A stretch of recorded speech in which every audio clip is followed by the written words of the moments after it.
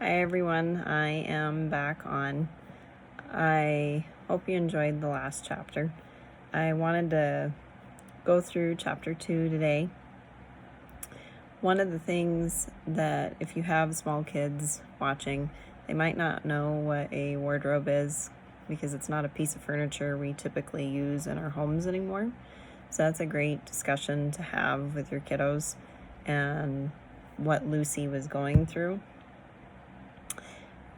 because it's very similar to a closet, so that's a great way to start with your kiddos, and of course they can listen to this as well. And also, something I want everyone to think about is, what would you feel like walking through this wardrobe or closet full of fur coats, and all of a sudden you walk out into this strange, weird, amazing place that's snowing and cold, and all of a sudden you see this lamppost in the middle of a forest and see this strange creature that he looks like a man on the top, but he's got little horns and legs, and she's never experienced this. So it's just some things to think about as we dive into the next chapter. And I hope everyone's doing well. I know that we've had some more major changes going on in life, and I hope that this is a great way for you to escape it and have great discussions with your family and open up the imagination a little bit. So we're going to dive into chapter 2, and I hope you enjoy. What Lucy found there. "Good evening," said Lucy.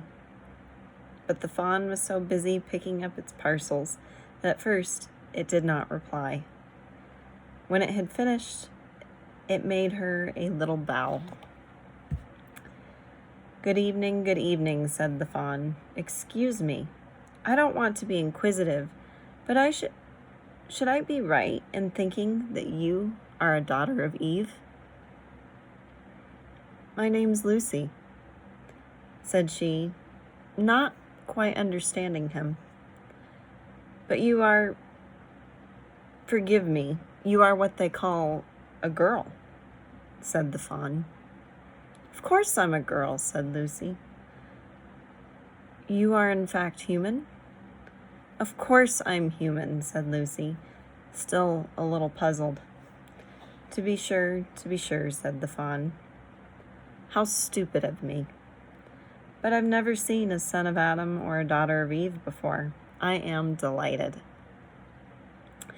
That is to say, and then it stopped as if it had been going to say something it had not intended, but had remembered in time. Delighted, it went on. "Allow me to introduce myself. My name is Tumnus." "I am very pleased to meet you, Mr. Tumnus," said Lucy.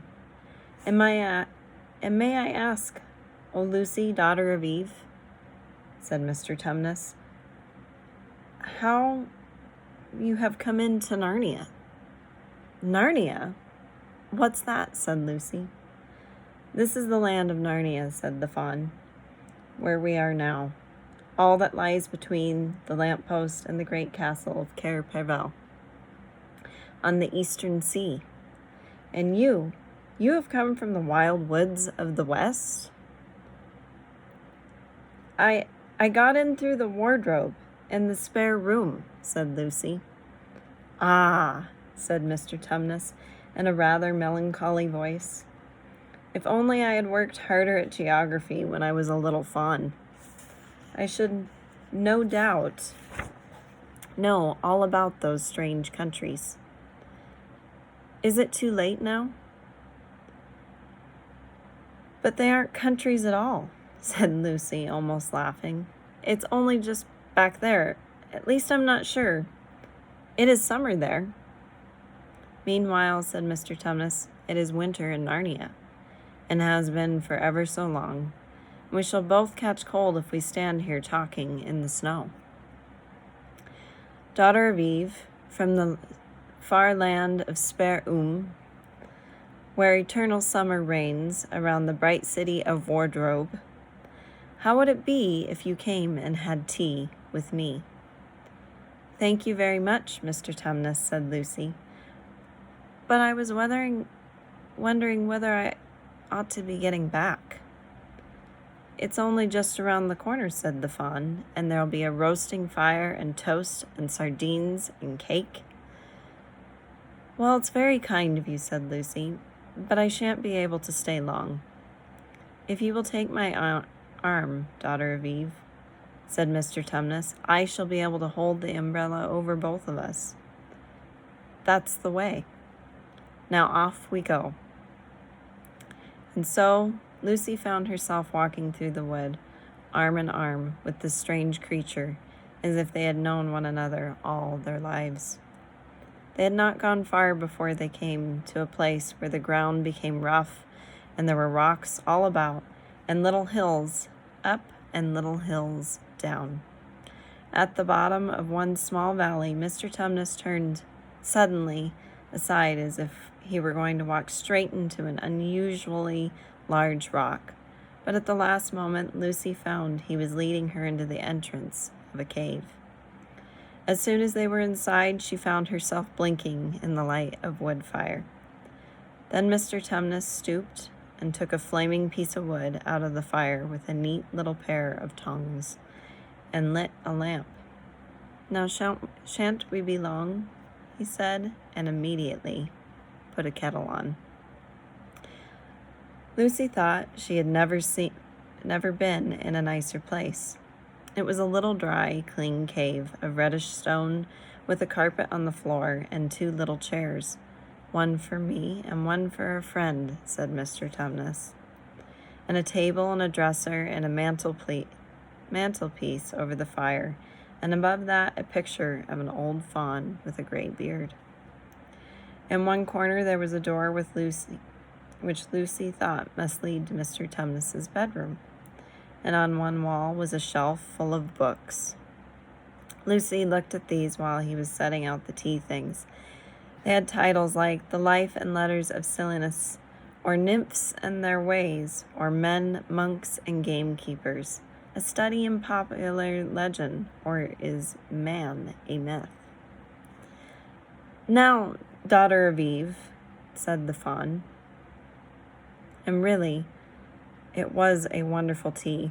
There was a nice brown egg, lightly boiled, for each of them, and then sardines on toast, and then buttered toast, and then toast with honey, and then a sugar-topped cake. And when Lucy was tired of eating, the fawn began to talk. He had wonderful tales to tell of life in the forest. He told about the midnight dances, and how the nymphs who lived in the wells and the dryads who lived in the trees came out to dance with the fawns, about long hunting parties after the milk-white stag who could give you wishes if you caught him, about feasting and treasure-seeking with the wild red dwarfs in deep mines and caverns far beneath the forest floor, and then about summer when the woods were green and old Silenus and his fat donkey would come to visit them, and sometimes Bacchus himself, and then the streams would run with wine instead of water, and the whole forest would give itself up to jollification for weeks on end. "Not that it isn't always winter now," he said gloomily. Then, to cheer himself up, he took out from its case on the dresser a strange little flute that looked as if it were made of straw, and began to play. And the tune he played made Lucy want to cry and laugh and dance and go to sleep all at the same time. It must have been hours later when she shook herself and said, "Oh, Mr. Tumnus, I'm so sorry to stop you, and I do love that tune, but I really must go home now. I only meant to stay for a few minutes." "It's no good now, you know," said the fawn, laying down its flute and shaking its head at her very sorrowfully. "No good," said Lucy, jumping up and feeling rather frightened. "What do you mean? I've got to go home at once. The others will be wondering what has happened to me."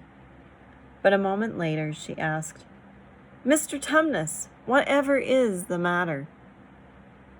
For the fawn's brown eyes had filled with tears, and then the tears began trickling down its cheeks, and soon they were running off the end of its nose, and at last it covered its face with its hands and began to howl.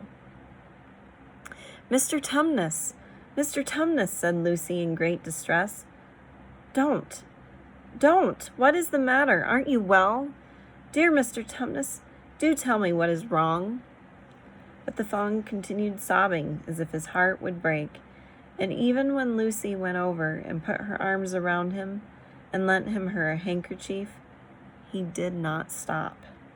He merely took the handkerchief and kept on using it, wringing it out with both hands whenever it got too wet to be any more use, so that presently Lucy was standing in a damp patch. "Mr. Tumnus," bawled Lucy in his ear, shaking him, "do stop. Stop it at once. You ought to be ashamed of yourself, a great big fawn like you. What on earth are you crying about?" Oh, sobbed Mr. Tumnus. "I'm crying because I am such a bad fawn." "I don't think you're a bad fawn at all," said Lucy. "I think you are a very good fawn. You are the nicest fawn I have ever met." Oh, you wouldn't say that if you knew," replied Mr. Tumnus between his sobs. "No, I'm a bad fawn. I don't suppose there ever was a worse fawn since the beginning of the world." "But what have you done?" asked Lucy. "My old father now," said Mr. Tumnus. "That's his picture over on the mantelpiece. He would never have done a thing like this." "A thing like what?" said Lucy. "Like what I've done," said the fawn. "Taken service under the White Witch. That's what I am. I'm in the pay of the White Witch." "The White Witch? Who is she?" "Why, it is she who has got all Narnia under her thumb. It's she who makes it always winter. Always winter and never Christmas. Think of that." "How awful," said Lucy. "But what does she pay you for?" "That's the worst of it," said Mr. Tumnus with a deep groan. "I'm a kidnapper for her. That's what I am. Look at me, daughter of Eve. When you believe that I'm the sort of fawn to meet a poor, innocent child in the wood, one that has never done me any harm, and pretend to be friendly with it and invite it home to my cave, all for the sake of lulling it asleep and then handing it over to the White Witch?" "No," said Lucy. "I'm sure you wouldn't do anything of the sort." "But I have," said the fawn. "Well," said Lucy, rather slowly, for she wanted to be truthful and yet not to be too hard on him. "Well, that was pretty bad. But you're so sorry for it that I'm sure you will never do it again." "Daughter of Eve, don't you understand?" said the fawn. "It isn't something that I have done. I'm doing it now, this very moment." "What do you mean?" cried Lucy, turning very white. "You are the child," said Tumnus. "I had orders from the White Witch that if I ever saw a son of Adam or a daughter of Eve in the wood, I was to catch them and hand them over to her. And you are the first I have ever met. And I've pretended to be your friend and asked you to tea, and all the time I've been meaning to wait till you were asleep and then go tell her." "Oh, but you won't, Mr. Tumnus," said Lucy. "You won't, will you? Indeed, you really mustn't." "And if I didn't," said he, beginning to cry again, "she's sure to find out. And she'll have my tail cut off and my horns sawn off and my beard plucked out, and she'll wave her wand over my beautiful cloven hooves and turn them into horrid solid hooves like a wretched horse's." And if she is extra and especially angry, she'll turn me into stone, and I shall only be a statue of a fawn in her horrible house until the 4 thrones at Cair Paravel are filled. And goodness knows when that will happen, or whether it ever will happen at all. I'm very sorry, Mr. Tumnus, said Lucy, but please let me go home. Of course I will, said the fawn. Of course I've got to. I see that now. I hadn't known what humans were like before I met you. Of course I can't give you up to the witch, not now that I know you. But we must be off at once. I'll see you back to the lamp post. I suppose you can find your way from there back to Spare and Wardrobe? I'm sure I can, said Lucy. We must go as quietly as we can, said Mr. Tumnus. The whole wood is full of her spies. Even some of the trees are on her side. They both got up and left the tea things on the table, and Mr. Tumnus once more put up his umbrella and gave Lucy his arm, and they went out into the snow. The journey back was not at all like the journey to the fawn's cave. They stole along as quickly as they could without speaking a word, and Mr. Tumnus kept to the darkest places. Lucy was relieved when they reached the lamp post again. Do you know your way from here, daughter of Eve? Said Mr. Tumnus. Lucy looked very hard between the trees and could just see in the distance a patch of light that looked like daylight. Yes, she said, I can see the wardrobe room. Then be off, home as quick as you can, said the fawn. And can you ever forgive me for what I meant to do? Why, of course I can, said Lucy, shaking him heartily by the hand. And I do hope you won't get into dreadful trouble on my account. Farewell, daughter of Eve, said he. Perhaps I may keep the handkerchief. Rather, said Lucy, and then ran towards the far-off patch of daylight as quickly as her legs would carry her.